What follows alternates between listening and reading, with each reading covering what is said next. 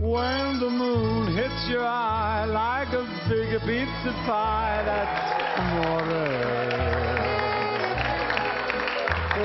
City Lake, Dallas, we're loving them this morning, and we have been going through the steps to a date night done right. So far, we are dressed, and the kids are taken care of. So the final touch, it's one of the biggest parts of the evening. It's dinner.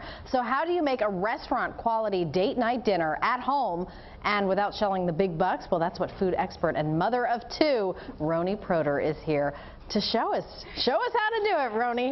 What are you making for us? All right, we have a full spread. So I went and looked at some of the menus online at some of the nicer restaurants, and I found that at the Four Seasons they have this beautiful menu, starting with an arugula salad over here with blood orange. How did you take something, though, from the menu, those of us who aren't as creative as you, and you look at the menus, you see what they have, and then you translate that into making it at home? First of all, it's not rocket science. It's dinner. Okay. You know, so I think that if you don't overstress yourself. Don't overthink it, and guess what? Your husband's never going to know.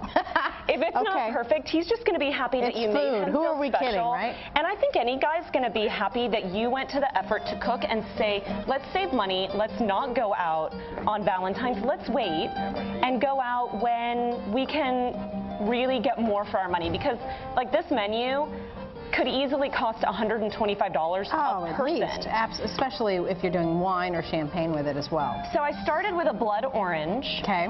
And I just segmented it out. You see that I just cut that off. It smells really good, right? Do you want to try amazing. Yeah, I'll try it. Okay, and then, so what I did was after I cut out the segments, I just squeezed the juice with a little bit of olive oil, and that's it. That's your dressing. Perfect. I think it looks really pretty for Valentine's. It's sweet, it's pretty. It looks fancy. It's fancy. All right, so that's the appetizer, if you will. Now you're going to put me to work here more on the main course. What are we doing for this? Okay, so we're doing braised short ribs with smoked grits. What they have on the menu at the Four Seasons was short ribs with smoked mac and cheese. And so I was like, you know, mac and cheese actually takes a long time.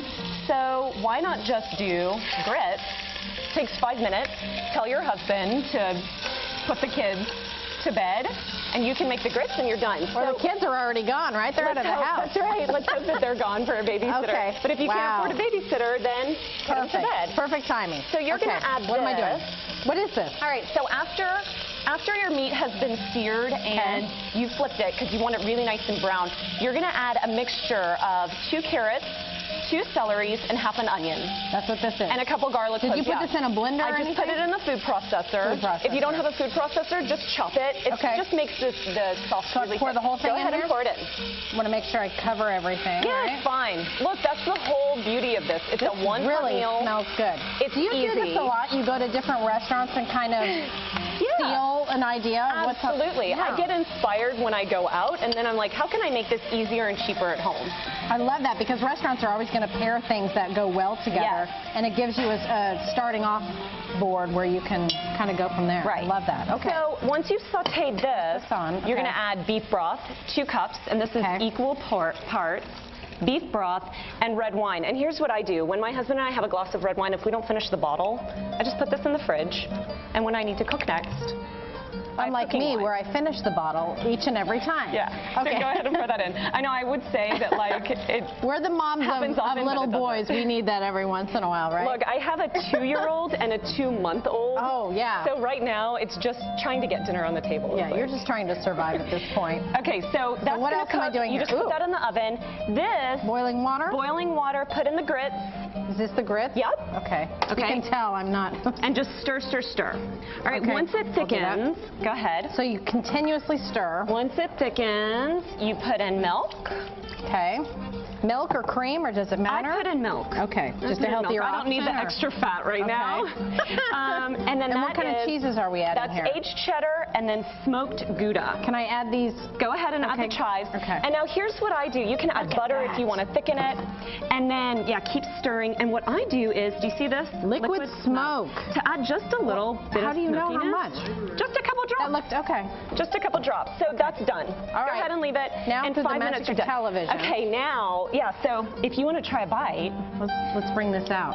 I think we should have our audience try it too. Yeah. Yeah. Okay, so here's your finished dish. You just put on some grits. That's amazing. Right? Okay. That's pretty easy. Really quickly for dessert. Okay, so for dessert, we're making palmiers, which are these little heart-shaped cookies. How adorable are those? Those are great. Yes. Okay. This is chocolate-covered strawberries. And chocolate-covered strawberries. Just roll it out, fold them. Okay, we're going to have the complete recipe. We're out of time, but we're going to have the recipe on our website, WFAA.com/GMT. Thank you so much. Thanks, Carrie. And we're back after this.